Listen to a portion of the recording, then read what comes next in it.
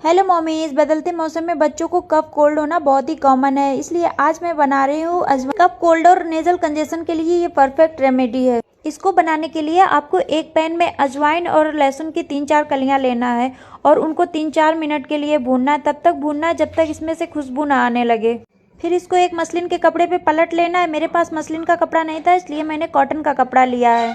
अब इसमें नॉट लगा के या फिर रिबन लगा के पोटली बना लीजिए।